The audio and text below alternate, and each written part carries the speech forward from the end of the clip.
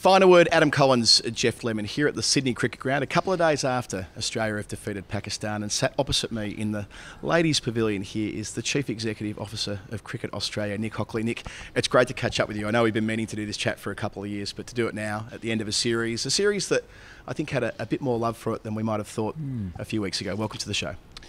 Thanks for having me. It's good to chat. It's been a fantastic week here in Sydney, and I think 125,000 through the gates, seeing all the families on the field after the day's play.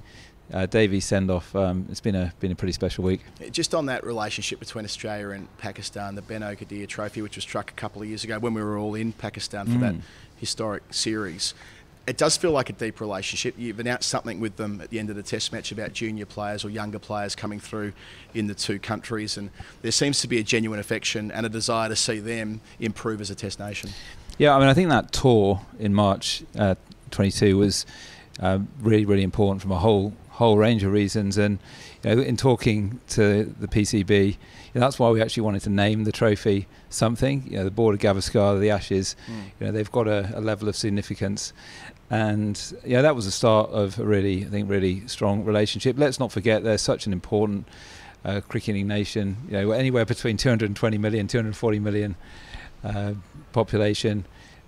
Cricket is the sport, and so it's been great to spend lots of time with our counterparts during this period. And I have to say, I think the way that the Pakistan team conducted themselves, the spirit in which the series was played, was just fantastic. And a bit of rain sprinkling on the corrugated iron roofs here. You must always be a little bit nervous coming into Sydney Test Week as to whether you're going to get enough play in. Yeah, it's been magnificent yesterday, last couple of days. I think for me, the atmosphere on day 3, Jane McGrath Day this summer, is as good an atmosphere as I can remember. And as you're leaving the ground, chatting to people, they're just all smiles. Phenomenal day of Test cricket. Lots of memorable moments, and it has been. It's interesting. I mean, you can't do anything about the weather, but you do start to learn a little bit more about meteorology. So I'm just trying to kind of work out whether it's as between El Nino and La Nina, what we're in for, because we've got a couple of really big summers coming up. Felt like it was a series that was also good for business to be crewed, as the Warner farewell clearly helped with that. A series where there was a lot of eyeballs and a lot of attention at a time that Test cricket needs a lot of eyeballs and a lot of attention. We'll talk more about that later, but it felt like the last couple of weeks has been timely. I just think it shows the passion for cricket in Australia. I was delighted that not huge numbers, but a lot of Pakistan fans, or quite a number of Pakistan, the real hardcore Pakistan fans, came from all around the world. I met people from North America. Some guys came out from my original hometown, Birmingham. Oh yeah. And overall, we were that attendance was at the very top end of what we were hoping for. Birmingham, where you grew up, what were your early years like in a place where you also get a bit of rain at the cricket sometimes? Yeah, look, I mean, Edgbaston was just a kind of, when you think back around growing up, grew up about a mile away from the cricket ground. My late father was just absolutely first he was a good cricketer. He played for Middlesex Young Amateurs. He always said that his medical career got in the way of his cricket career, and I think he was in many ways that's probably quite right, but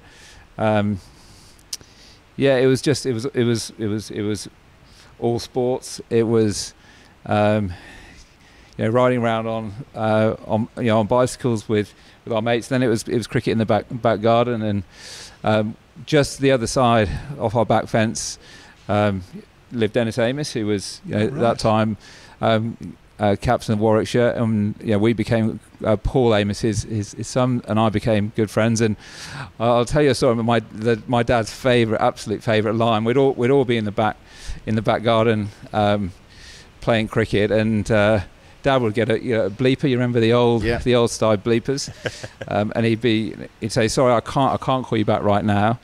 I'm watching Amos and Calitch around batting in the back garden because Rowan and Paul were great mates and used to come over and play, and he used to just absolutely love that line. But in also, Dad worked extremely hard, and the only time you could really get have a really kind of a good chat, completely uninterrupted, was sitting watching the cricket at Edgbaston. So loads of important conversations had there. What you're going to study at GCSE, A level.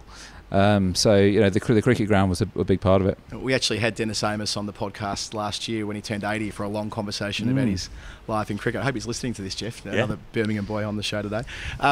Was there ever any temptation for you to get into the family business and following your dad's footsteps and going to medicine? Probably growing up, always thought. My mum's an optometrist as well. That's what we do, but I didn't really have the subjects. I wasn't great at chemistry, right. And you had to study chemistry, at least chemistry, physics. I was much more on the maths side of things, and then I think the reality is we didn't see too much of him, and when he got home he was completely exhausted. So probably made the decision not to when I chose what I was going to study at A level, which was very much maths, economics, and then that's kind of led me to a career on the commercial side of sport. So you did well enough to get yourself into Oxford. What was your path of study from there? Yeah,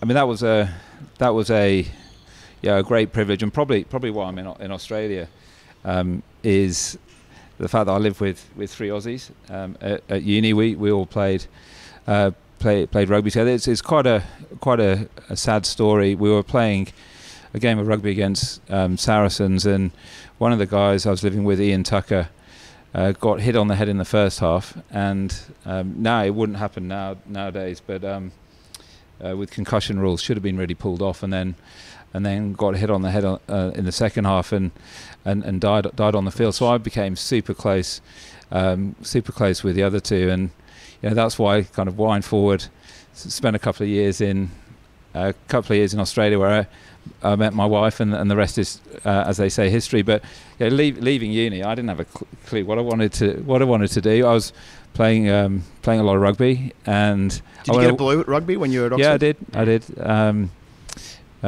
did. Played in front of 76,000 at Twickenham, which was a absolute highlight. Am I right in saying you represented your country at the Maccabee Games as well? Yes, in rugby, and then played for England at student level in rugby as well. So cricket was my first love, and then I think it was around about 13 years of age, and then into the really kind of getting to that 14, 15, 16 when they were starting to kind of pick people for the school first team. We had an incredible cricket team at school, and there were two younger guys who I played with at my club, West Bromwich Dartmouth, in Anurag Singh and Mark Waugh, and that's Mark Waugh without a U. The other one. Yeah, without a U. So I was kind of beaten out of the school first cricket team by two guys in the year below and the year below that, who actually then went on to have reasonably significant county careers. So I took the rugby route, captained the school, but continued to play cricket. I captained the twos at school, carried on playing club cricket, but rugby was the game where I thought it was just coming to the point where it was turning professional, and I think probably it's fair to say kind of maxed out.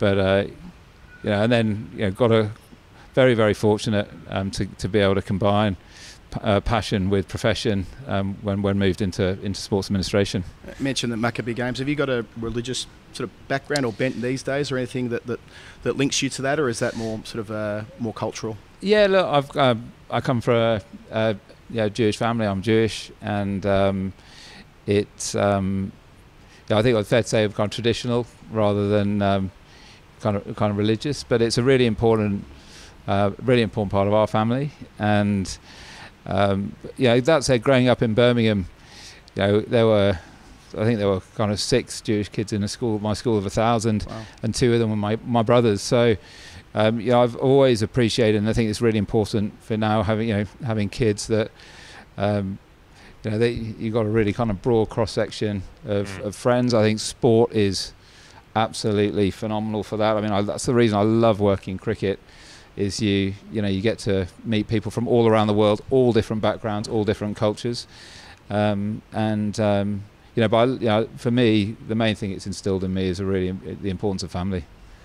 So you must identify with this current group of Australian players, having lost Philip Hughes, whose plaque is just over there, having lost a teammate and a friend yourself. How did that affect your relationship with the game? Was there a point where you thought, I don't want to get back on a rugby field, having seen that happen? Or yeah, it's interesting. It was in the October ahead of the varsity match, and for some of the guys, we spoke to certain people, got a bit of help, but really, I think we were all quite young, and we just wanted to go out and do our very best for Tux, and if anything, it just pulled us all kind of more strongly together. It's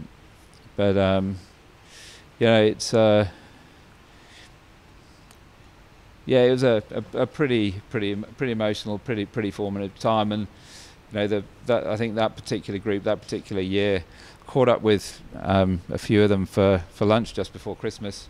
And these are the kind of the bonds and friendships that sport create.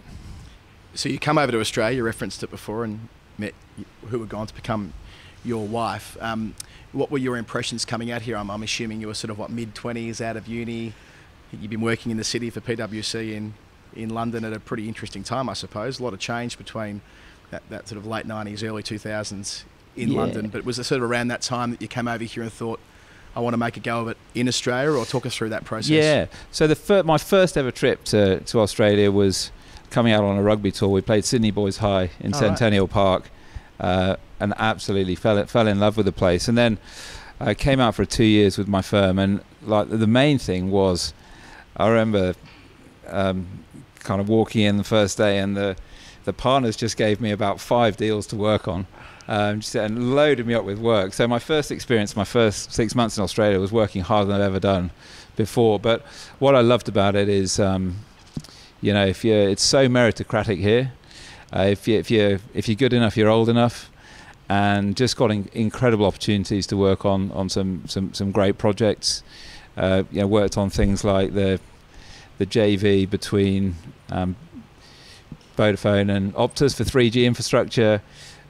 Did a lot of work with Toyota, and so I went back from Australia, where it's really, I think you can pretty much within 3 phone calls you can speak to anyone in the country. Went back to London and went back into my firm, and it was almost like I'd never left. And that coincided at a time where London had just won the Olympic Games. Yep.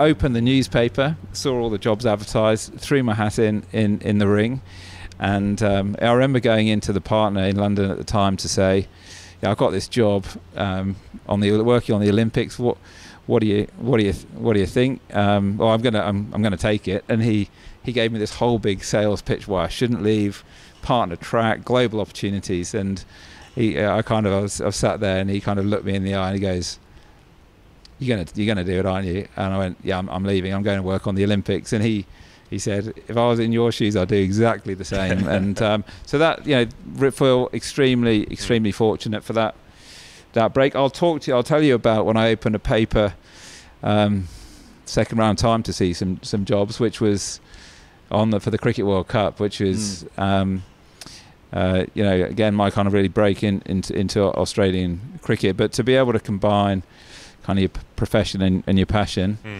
has been something I feel very, very, very fortunate about. So was that the emotional pull of sport that made you think, like, the work you're doing was interesting, but then you can do something that's interesting and that has this emotional chord to it as well, that's something different to just doing a job?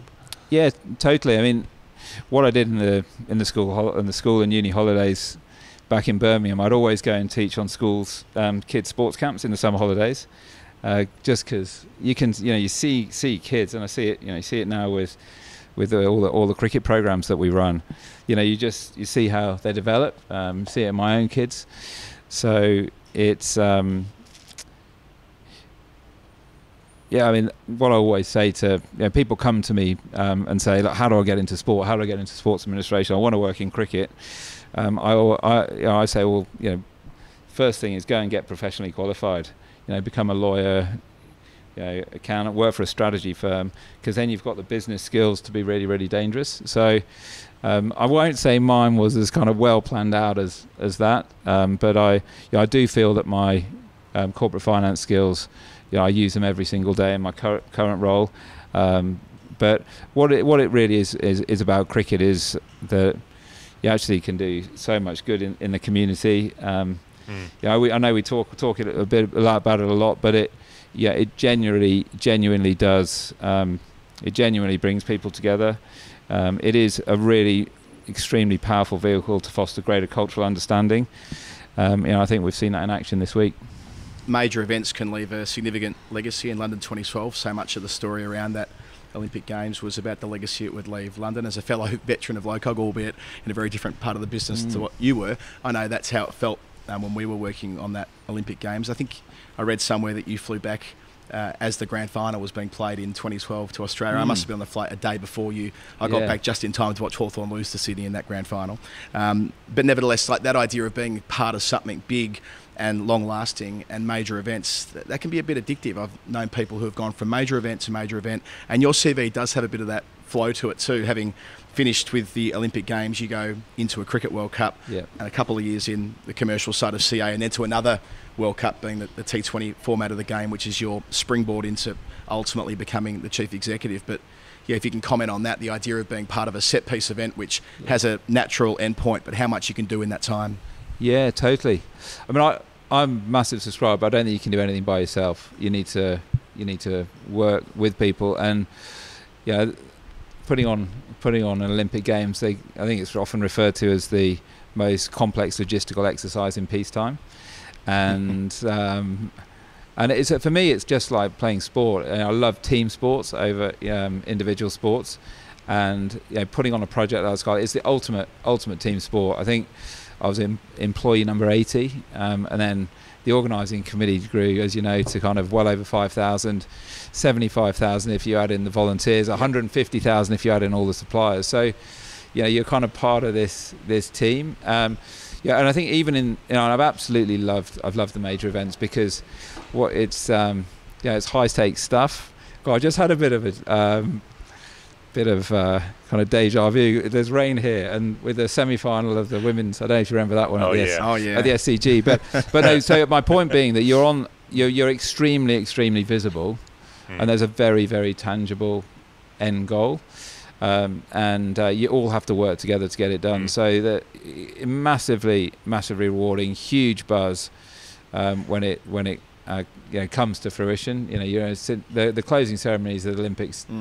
You complete, and the Paralympic Games, completely exhausted, but you still it's a pretty small world, the sports industry, and people have gone on to work on FIFA World Cups, on Grand Prix, on Rugby World Cups, and you still you see people that you work with, and it's it's a bit of a wink. You just know, and it's amazing where the little team that I worked on, what people have gone on to do. You've got Vinay, who's kind of running Arsenal Football Club, Simon Massey Taylor running Premiership Rugby. Just worked with an incredible team and learned a fortune. My previous CEO always said, we talked about whether you do an MBA or whether you go and work on. Reckon we did 15 years work experience in 5 years, and just a massive privilege. But I think the really what I've taken from that and into this role is that, and even if you think about our cricket teams and their preparation for major world events, if you break things down into projects and you're really kind of clear who's working on them, when you need to get them done by, what does success look like, it's completely transferable to absolutely everything. So again, I would say my 2 bits of advice to people wanting to get into the sports industry would be get professionally trained and go and work on a major event. The 2020, that T20 World Cup, I think I would say that might be the most ambitious cricket event put on, that Women's T20 World Cup, to say, 15-16 the WBBL starts, and by 2019-20 you're saying we're going to sell out the MCG for the final, and that ambition was a couple of years. It was minted a couple of years ahead of time, which was hugely ambitious. Adam and I were covering a lot of women's cricket in that period. You got really small crowds at Australian women's games, modest crowds at the Big Bash games, and to say that far ahead of time, no, we're going to put it at the MCG and we're going to fill it. And 86,000 came in, and probably the other 5,000 would have if COVID hadn't been bubbling up that week, and some people stayed away. Those seats were all allocated. They're just people who didn't show up on the day. Tell us about that, coming up to that moment and realising that it worked. Yeah, and look, I think the first thing I'd say is that the vision, the leadership of a number of people in Australia in the lead up kind of made that possibility happen. I know, the likes of Belinda Clark, Christina Matthews, James Sutherland. I remember having breakfast with James Sutherland in about 2016, and we started talking about it. And this was off the back of the World Cup in India, the one where Australia got to the final of the women's, and then Matthews Carlos Brathwaite hit. West Indies won both. Yes. In the same day, and I went along, and we were there on a bit of a learning experience to kind of thinking about what we're going to do in 4 years' time, and we were watching Australia play in the final, and there was maybe about 2,000 people at Eden Gardens, which looked like nothing, and then in the evening of Brathwaite, remember the name. So that clearly didn't work, and I think it was James that said, we've got to give the women's game its own oxygen, its own clear space. So that was the first thing to separate the tournaments, and then it kind of came down to a principles thing. If we're genuine about equality, then if the men's event we're going to play in the biggest stadiums in the country, then the women's also, and it's just really, something I certainly subscribe to is that change doesn't happen in a linear fashion. I really like the book The Tipping Point by Malcolm Gladwell. It's you almost know kind of need shock the system, and we had the confidence of the working on the 2015 World Cup. We had a great stability. We had a lot of the same people involved. My chair, John Harnan, was chief executive, so we had a bit of a idea how to put on a World Cup in Australia, and we thought we are going to not leave any stone unturned. We're going to make this as big as we possibly could. So it was there's a bit of it, build it and they will come as well. So and that those principles, I think we take forward to this day. So we've just had our first stadium series of the WBBL, which we've got a long way to go, but it was by far and away, I think we broke on 3 consecutive nights the highest attendance for a regular season standalone WBA BBL game. So I think it's just really, really exciting for everybody and you want to work on transformative stuff. So having banked that success, I suppose COVID hits, as Jeff points out, pretty much straight away. Everyone's got their own COVID story. Yours is more unusual than most, given where you started it and where you ended up a few months later. But I'm just interested in what you thought you would be doing next. So let's assume that there's no COVID and no dramatic transition at Cricket Australia, and you go on to oversee the Men's T20 World Cup later in 2020, as I think from memory it was scheduled. What do you think would have been your next job, if not for that? Where were you expecting to go after this major event? Well, I think that was my first CEO role, and the T20 World Cup, and I knew I wanted to do at that time. I knew I wanted to do another CEO role, right? Because I really enjoyed that, setting the strategy, bringing a team together. So I would have, I think I would have. If you ask my wife, if you ask Lauren, she would say you're going to take a little bit of a break and you're going to spend some time with us. But I would have been. I probably would have had a big question as do I stay in sport or do I not stay in sport? You couldn't have possibly thought it was going to be Cricket Australia's job strictly speaking, though, right? Like you might have ended up the chief executive of a state association or somewhere else around the world, or maybe out of cricket altogether. Yeah. Look, I mean, the overriding thing that principle I've always done, and Dad was very big on this, was, you're only good as your last 5 minutes, and get your head down and do good work, and the opportunities will follow. So I'm fortunate. I've only really worked for 3 organisations in my entire career. I worked for PwC, I worked for the Olympics, and I've worked for cricket in Australia. But you're right, it was a real shock when Earl kind of called me up, and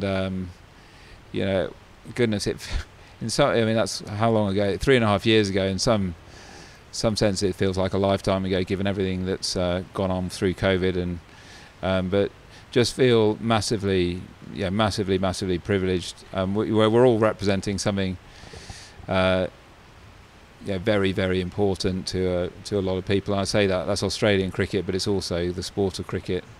It's interesting. It's an interesting hypothetical question, but I feel very, very fortunate to be doing what I'm doing. Stepping into that CEO job for Cricket Australia, interim at first, but you've got, there were a couple of years of political manoeuvrings against James Sutherland, trying to move him on. Kevin Roberts gets taken out the back and, sent to live on a farm in the country where he has a lot of room to run around. And then you're stepping into that. Were you nervous? It seemed like it's a dangerous gig to be in a way. It's not a very secure job to be in. At that stage, there was only really one job to be done. And it was as simple as, how do we get India in the country? Yep. It was that. And again, you go back to major events, you go back to projects. That was the project. It's problem solving. There were, I'm sure my friends and colleagues at the BCCI won't mind me saying that there were some pretty kind of hairy moments in that whole journey. But we pulled together an amazing group of people through that period. A completely unsung hero is a guy called Brian Norse, who helped us. He was deputy major event background, deputy CEO of the Commonwealth Games on the Gold Coast. All of the logistics. We had a brilliant financial modeller come in and work through all the permutations. Our government relations team were just outstanding, and we relied very heavily on governments. And then I suppose then the question came: do I actually apply for the role full time? And that was a big global search. It was quite an extensive process, but I found that to be a really interesting and useful process, because it was the first time when I could actually stop and think and actually had to put forward my vision, my plan. So whether I would have got that or not got that, I really actually enjoyed that process. Very, very proud of the team that we're kind of the new strategy. We're about 18 months in, and loads to do, but some good stuff achieved already. So when you become interim CEO, you're kind of thrown right into the middle of negotiating with the most powerful people in the global game. Like, this is an instantaneous thing. There's no time for you to get your feet under the desk. And it was briefed out pretty hard that you thrived in that situation. That, I suppose it's like a politician who excels when the doors are shut, working inside a cabinet subcommittee or something like that. They prefer that than doing press conferences and being behind a microphone. I get the impression that's how you're hardwired as well, that you like kind of problem solving and working and negotiating. Is that a fair depiction? And in a way, those circumstances actually suited your skill set? Yeah, look, I've probably got a decent background on the combination of the logistics, of the finances, and actually what goes on to putting on kind of big sporting events, moving teams around, all of those things. So yeah, I was a bit like pig in mud in terms of the problem solving. I love the problem solving. Yep. love working with really smart teams on difficult stuff. So people ask me, God, what was it like dealing with the BCCI? The reality is, it's that whole period was just such a heightened level of intensity. it used to be the previously you'd write a letter, send it off, you might hear back kind of 6 weeks later. We were on Zoom calls 4 or 5 times a day. I remember sitting down at the beginning of the day and thinking, there's sometimes there'd be up to certainly upwards of 100 phone calls had to be made to different people. The adrenaline was just incredible adrenaline. And then, of course, we all had this kind of shared lived experience. They were stuck at home, couldn't go anywhere, had kids running around, dogs coming into your office. So it was kind of, it was a, and then even between the sports in Australia, I mean, we were actually really fortunate, is that COVID hit right at the end of our season. So we had a whole off season to try and kind of deal with it.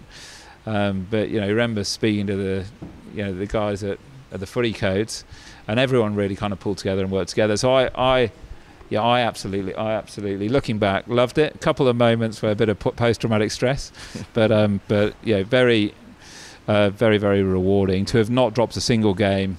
The one, including Big Bash, the one game that we didn't play, which was for different reasons against Afghanistan, and so I think what, in that sense, what doesn't kill you makes you stronger. And I think what I was so proud of this week and over this test series is, all the staff, and now I include the broad ecosystem. You've got our broadcasters, our sponsors, our venue partners, governments. Is that because we had to do so much in such a kind of short, intense period. Now we're so well drilled, so well planned, and what I said to my staff before the start of this home domestic summer is, none of us are going to be doing this forever. It's an absolute privilege. Be confident in the planning work you've done, and absolutely just really, really enjoy it. And I think the smile, I don't know whether you noticed it, but the smile on the face of all the, the event staff, the security staff here at the SCG, I think that rubs off on our the patrons, our cricket fans. So it's just, on the one hand, it was massively rewarding. It's really, really nice to be through that. Where things get really difficult is that 2021, cancelling that trip to South Africa, the tests there, and no matter how good you are behind the scenes, you're going to end up in the spotlight at least some of the time in a job like this, and that was the point where you were ducking pot shots from all over the place. What's that like when suddenly you're copping it in a very public way because of your decision making? Yeah, that phone call to Paletsi from South Africa was, I think, one of the hardest phone calls I had to make in the job. And what people don't forget, what people are kind of quick to forget, is the fact that the vaccines hadn't been rolled out at that stage. So it was, people were kind of, it was a pretty easy decision that we couldn't tour, but it was, it was very, very difficult from a relationship perspective, and to try and communicate that to the kind of the broader broader kind of cricket community. Hopefully, I think people now understand the fact that we went to West Indies, Bangladesh. We were the first international team to leave Australian shores during the pandemic, and then of course we went to Pakistan for the first time in 24 years. We will do everything possible to keep the game going, and we need to support all our friends and partners in other cricketing countries. So I feel like we've kind of come back from that. But that was. I'm trying to think of an analogy. I'm trying to put the shoe on the other foot. If that had been the BCCI ultimately telling us that they couldn't come, and because we had that understanding, it was a desperately difficult phone call. I know that's in the COVID context, but you've stepped into the job. We were going to talk about this later, but we're here now. Where Australia has got a bad reputation, has enjoyed a bad reputation on, the fact that Zimbabwe's not been here for 20 years for a test series. Bangladesh is 20 years this year as well.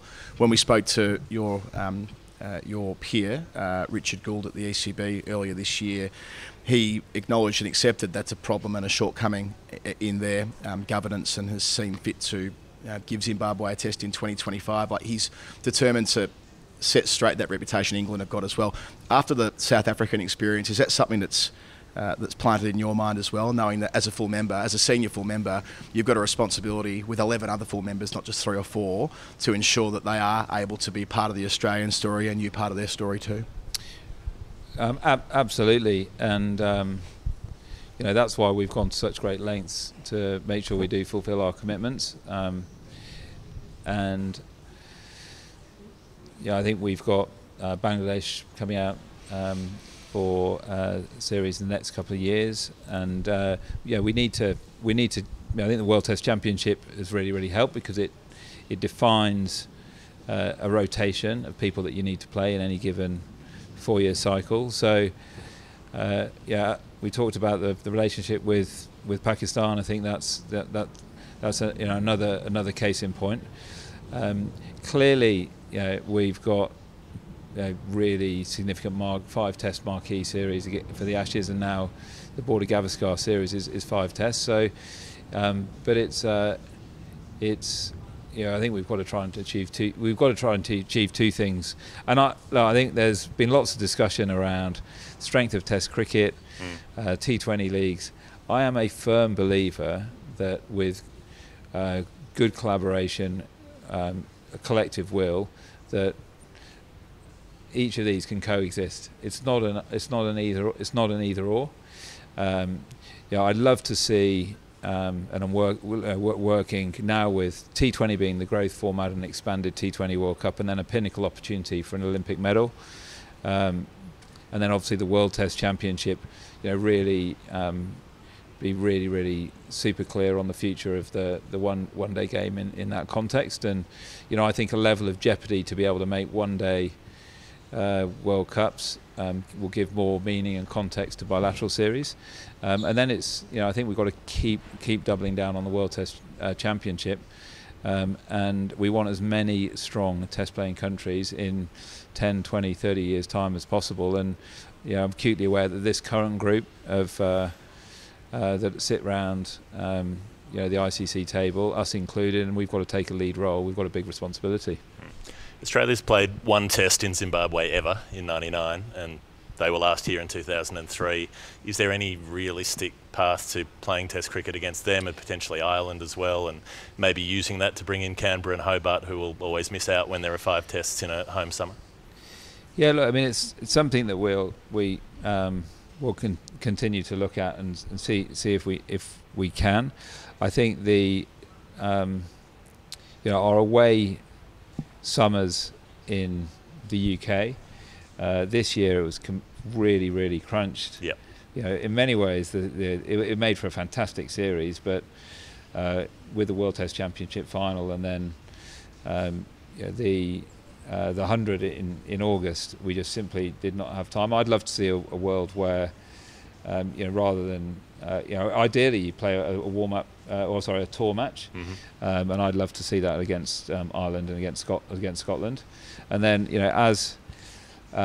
as cricketing countries get stronger throughout the world, then the World Test Championship kind of builds out, and there's more participants, and they're fuller participants in the World Test Championship. But a lot's been talked about it, and this week, if you step right back, there's more cricket being played, there's more opportunities for players, there's more money coming into the game, and the game is, I think at our ICC annual conference, there was some kind of research put forward that cricket is the fastest growing team sport in the world.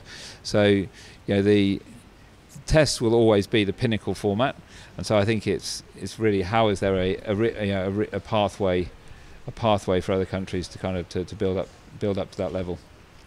It's going back to when you were grooving yourself in this role, having become the full-time chief executive in the middle of 2021. Next summer arrives, and it's quite a scandalous start to the summer with Tim Payne being forced to leave the Test captaincy unexpectedly at extremely short notice before a home Ashes series. And as Jeff touched on before, you're in the gun, you're the public figure, you're the chief executive. You've never been in a role before where you're got everyone posing an opinion on your job, the people involved, the Clive Matheson angle to this, it was on, right? You were in the crosshairs of a lot of people, having only just taken on the role. Have you had a chance to kind of a couple of years on reflect on that Farrago, anything you might have done differently, and the experience of being really under the pump quite early on? Yeah, I mean, it's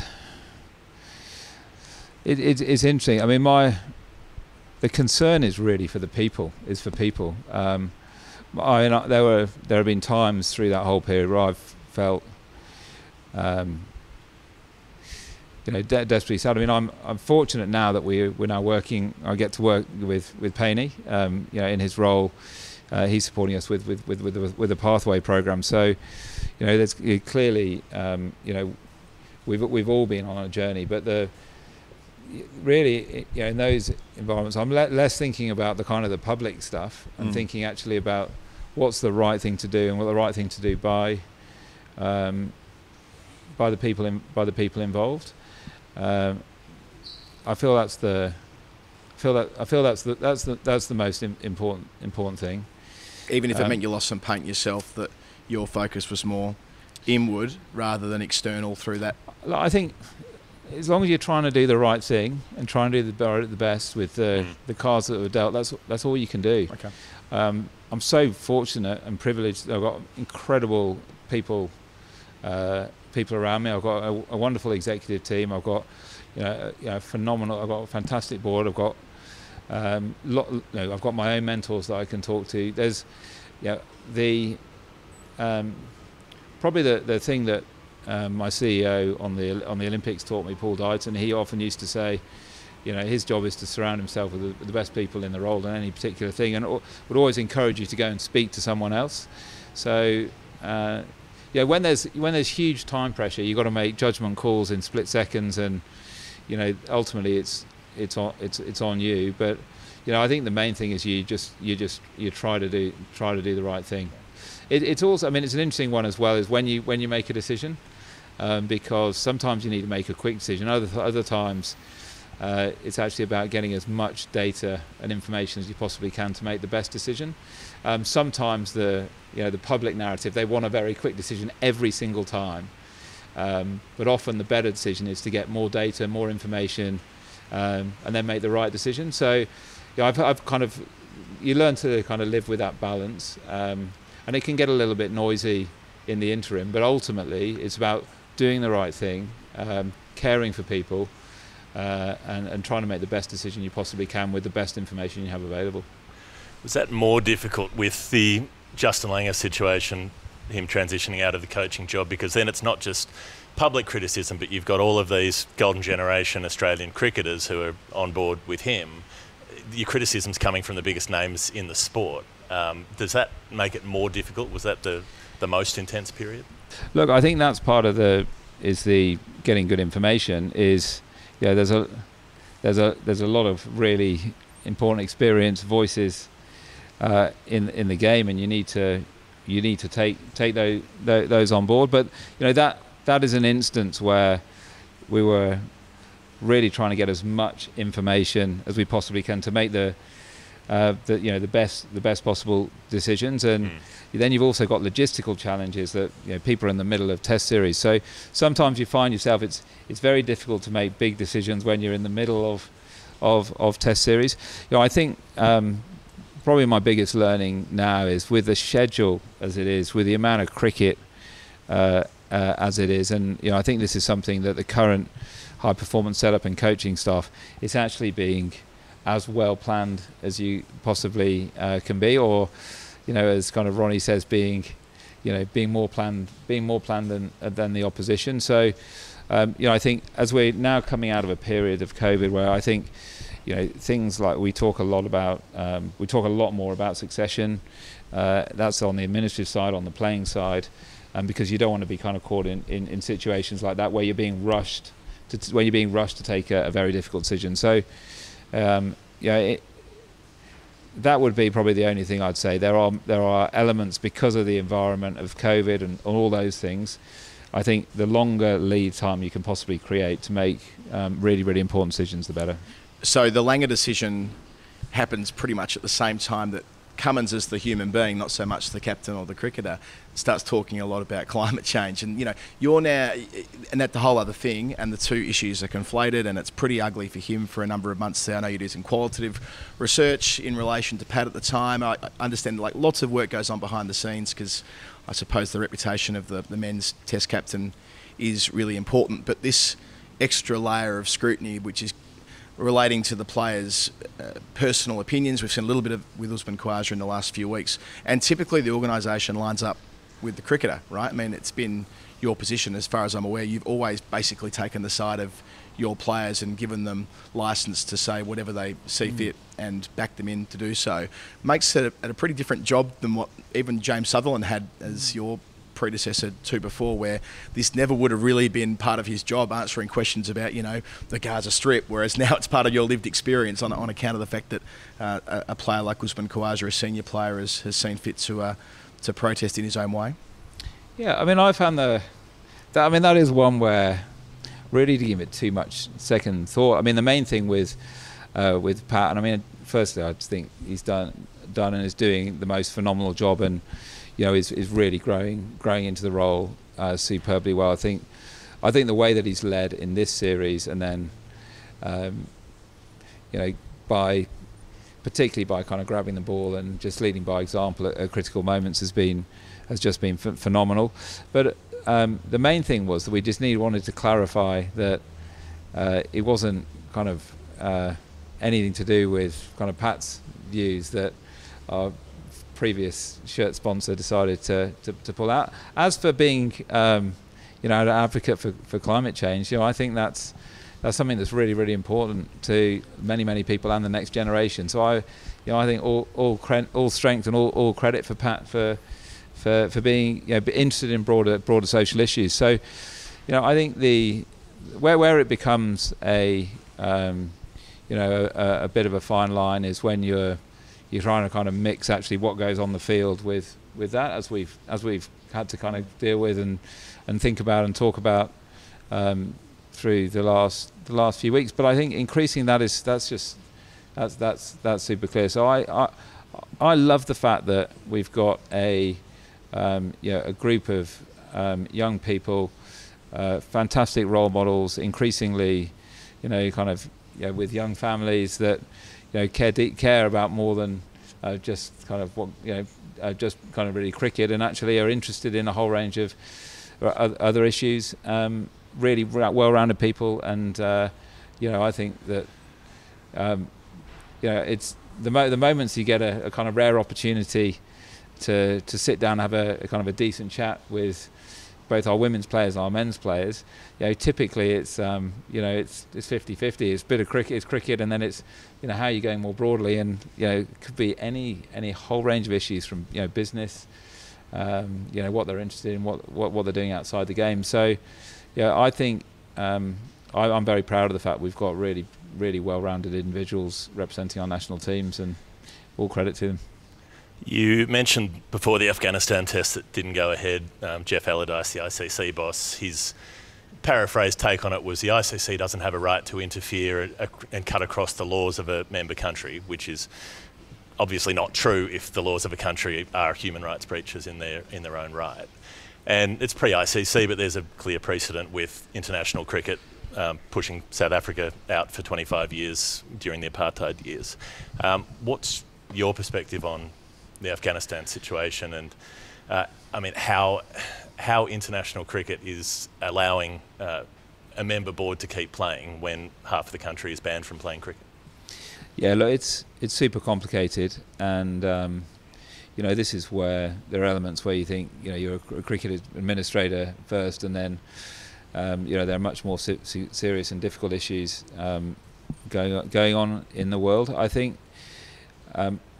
As it relates to our bilateral arrangements with the ACB, first thing, I think we've maintained a really constructive dialogue with the Afghanistan Cricket Board, and who are they're wonderful people who just same as us, just super passionate about the health of the game, growing the game.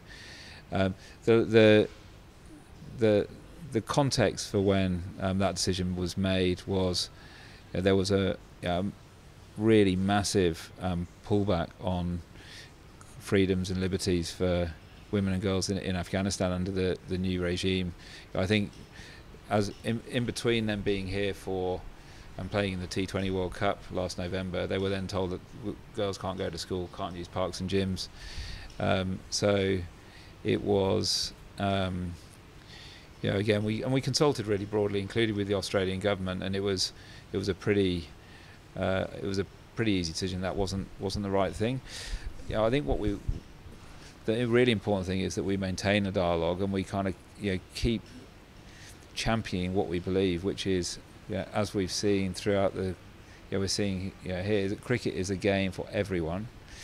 And I read that a delegation of 17 women was sent as part of a broader delegation of 80 odd representing Afghanistan to the Asian Games. So gives you some cause for hope. But the main thing is that there's positive trajectory. I mean, there's obviously different cultural contexts, but and I think we've been really proud to support some of the Afghan cricketers that have been granted evacuation visas to Australia as well.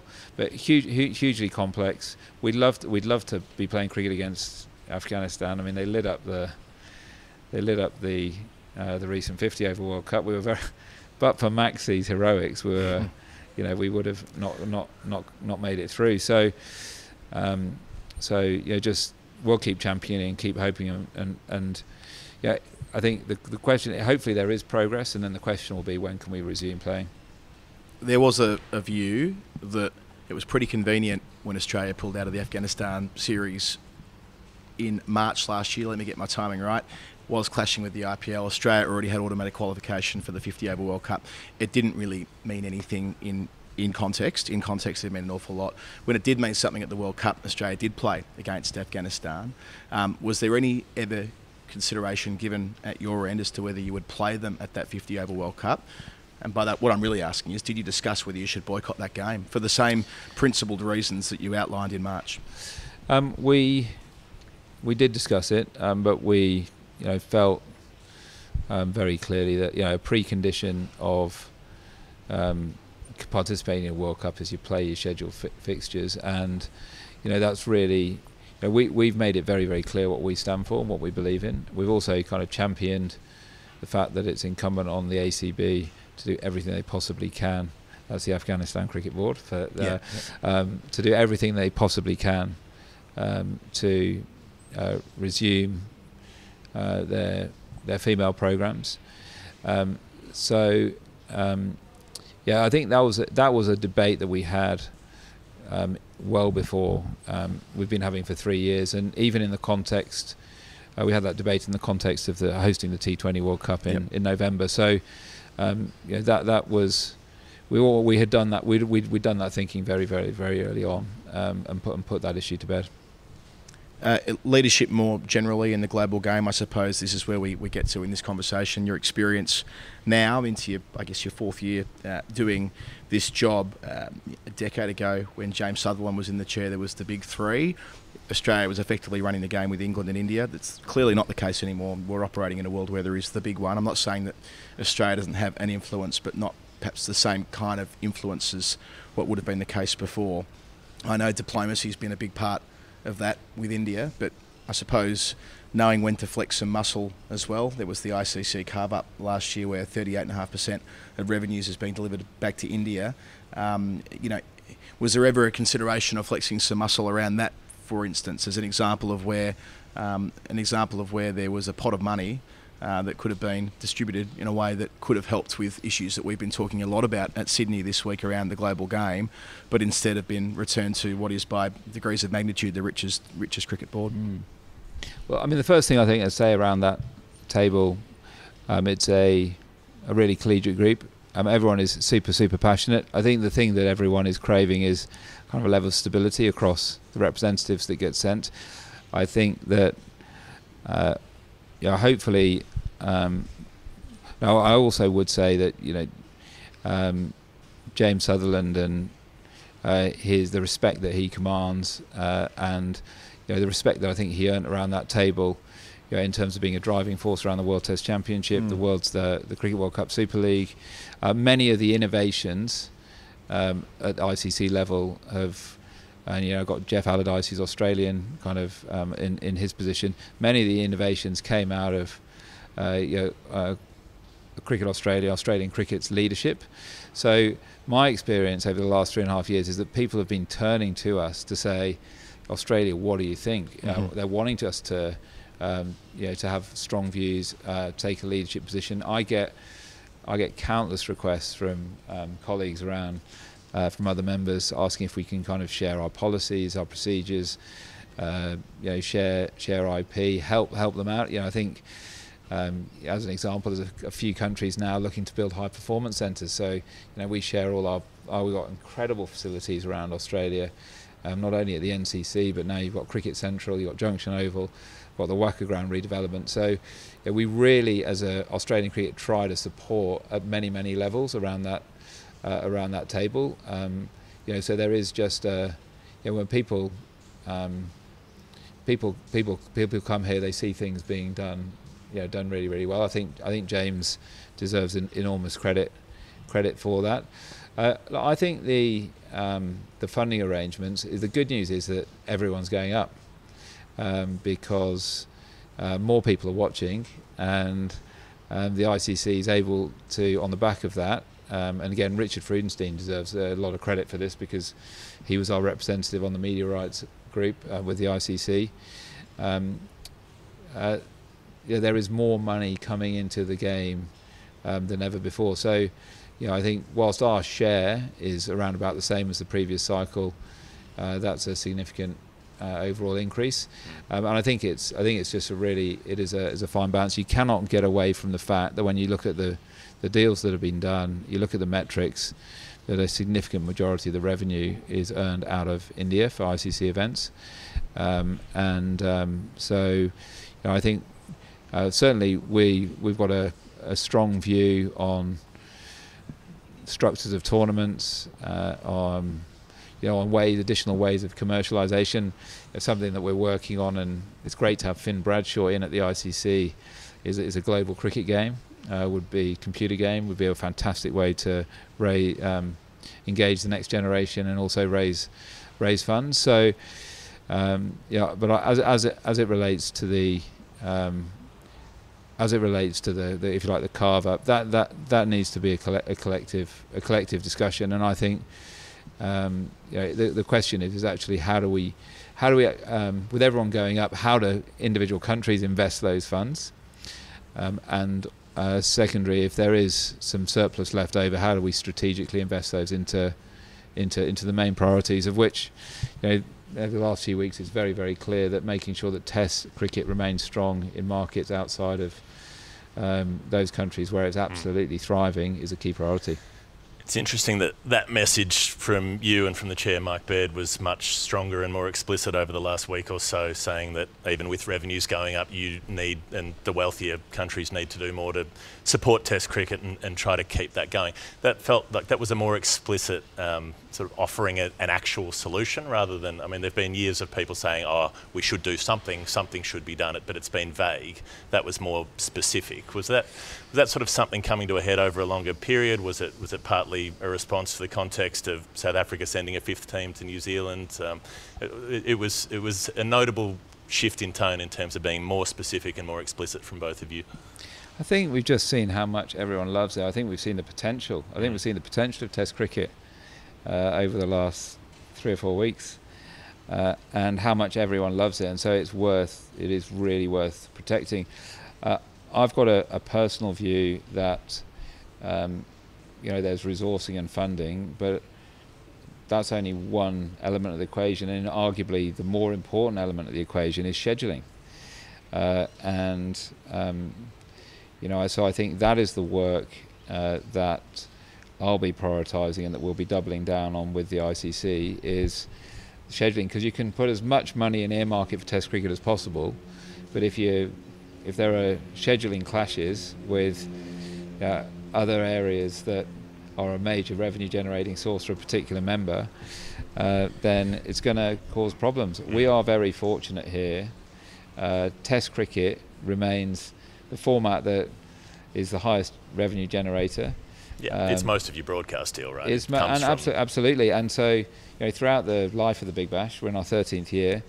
We've always scheduled them head to head. Now, what we've sought to do through this next cycle is that we've looking to schedule white ball international cricket in November, and then the New Year's Test be the last international cricket on home soil, so that our Test players can come back in and play some Big Bash cricket. So we're trying to achieve both, and that for me is an example of smart scheduling. I think that the whole system now needs to come together, and this will be priority at the discussions coming up in the next set of meetings in March, is that we need to solve the scheduling. I think a lot of people are just going straight to the funding, but the scheduling is the bigger, higher order priority. It's a really fair point, because we know that the Jenga blocks with scheduling, it's a complete nightmare for all of you who are charged with that responsibility. What's that old quote about there's some decades where nothing happens, and sometimes a whole decade happens in 1 year? It feels like each of the last couple of years has been the latter, where there is so much change with domestic T20 comps and where they're being resourced and how that's influencing scheduling in a way that makes it even more nightmarish than it was to begin with, and it was already a pretty high bar to clear in the first instance. You say Jenga, I always use Sudoku killer, but it's one of probably killer. Well, choose your own analogy. They're all bang on. I mean, that it is so difficult to do this, moving one without hurting the other. But it does feel like, and Jeff's question went to this before with you and Mike, that you're willing to step up here. It feels like, anyway, your rhetoric is you are willing to step up. Is there, and similarly with the ECB administrators, with the Richards, have said similar things in the last 12 months or so. Do you feel like a lot of eyes are on you right now as running the Australian side of the game, that the people are looking to leadership and going, right, if we're going to have a test championship, or if we're going to have test cricket around the world that vaguely resembles what we've got in 10 years' time, there's going to have to be intervention now when these decades are happening in a year? Very definitely, yes. That's our role. And I look around the CEC table, and it's reflect on kind of when I went to my first meeting, which was inevitably a Zoom, to now, and you do feel like one of the ones that has been around the longest, and that people are actually actively going to seeking out their opinion and looking for leadership. So I think we've got the mandate, I think we've got the opportunity, I think we've got the responsibility, absolutely. Did you like sorry Jeff, just one more on this topic. We were all at the same dinner, the Darshak Mehta's dinner last, whatever night it was, I never know what day of the week it is in early January, and Harsha Bhogle was the guest speaker and raised an interesting idea about a rebate system where if nations put on a test match, that they can be subsequently rebated for putting it on to help with the burden, so that the money doesn't get put into general revenue and the risk of it being spent outside of test cricket, but we can kind of hypothecate money in a far more direct way to make it more viable to have test cricket running in a healthy way around the world. Seemed pretty sensible to me. What was your first impression of that? Yeah, it was, I thought it was kind of an interesting idea and challenge, but I go back to, I think the higher order issue is getting the scheduling sorted. It's brilliant to see that the players all want to play test cricket. I think, if anything, this IPL auction has been really, really informative, and something that I think we'll talk about. The reality is the highest paid players in the IPL, and we've got two great examples, one of whom sat out for the last three, Mitchell Starc, is you make your name in test cricket, and that's where you become really super marketable. So again, I think first order priority, let's get the scheduling sorted, and then we'll go from there. Last one on scheduling. Last week on radio, you were very supportive of minimum 3 test series. Pretty hard to pull that off with the scheduling problem we're discussing here. One idea that was doing the rounds about 4 or 5 years ago, which my instinct is to rebel against, by the way, 4-day test cricket, but extended 4-day test matches where you can have 98 overs in a day. We've seen that around the world. how about making all World Test Championship Series a minimum of 3 matches, and you have the provision, if you want, to make them 4 days in duration to make the burden of putting them on just a little bit less, and you get you don't end up with that ridiculous frustrating situation where you get through 2 test matches and everyone's like, come on, seriously, we're going to pull the pin here, like India and South Africa, the best, especially if one of the tests goes for a day and a half. Quite, yeah. But the idea of being a bit clever with 4-day test cricket in countries where it might be more useful. What do you think of that? Yeah, look, I think you don't want to mess with test cricket you want to mess with it as little as you possibly can. For me, I think sometimes you need a bit of a burning platform to really drive these conversations. I think the India-South Africa series is an absolute classic. There's probably a level of altruism in my comments, but I'm a great believer. You need to think where you're shooting for, and then see what you can solve. And ultimately, scheduling, as well as being killer Sudoku, Jenga, it's also a series of compromises. And what's the if you like the least worst set of compromises. So I threw that out there.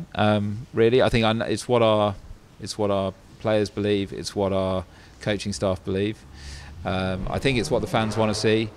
Can you click your fingers and make it happen? It's way more complicated than that. But it's a bit of a challenge, and then we'll I think, as I said, it needs everyone to come together to work through. My set is this FTP is relatively firmly set. It's obviously been published, but I think we've got to take a really long-term view. The other specific suggestion you made was that some of the women's test series could go to 3. How realistic do you think that is? Is that something we could see in an Ashes series in a couple of years' time, or is that likely to be further down the road? And was that like, this would be a nice thing to have sort of thought bubble, or was it this is something that you actually want to specifically push towards? Yeah, look, I think the starting point, and we go back to that moment at the MCG with 86,000. You want to, if you starting high level, you want the game for women and girls to be as commercially successful, as popular, driving it as close as you possibly can. I think T20 cricket is very, very much the growth vehicle. That's where we should prioritise our efforts. The first priority for me with tests is getting as many countries to play as competitive multi-format series as possible. I don't think that 3 tests is imminent.